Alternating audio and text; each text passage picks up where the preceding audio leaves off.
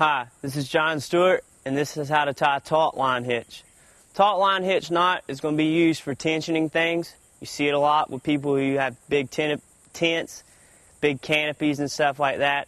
This knot is going to incorporate the 2/2 hitch and further into the taut line hitch. To tie the taut line hitch, you're going to take and come around whatever you're going, most of the time a stake, a tree, or an anchor point that's built into the ground, something that's permanent there that's going to stay so that you can put a lot of tension on it.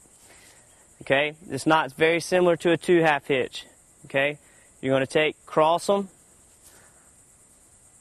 come with your tag end up through the loop you made, come up through there once, and then you're going to come up there a second time. Okay, so you have 2 loops on the inside of your main loop.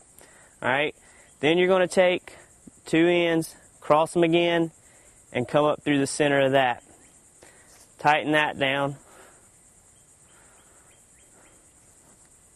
Tighten this knot really well, and then as you can see, you can pull on it and it doesn't slip, unlike the 2/2 hitch. And that's how you tie a taut line hitch.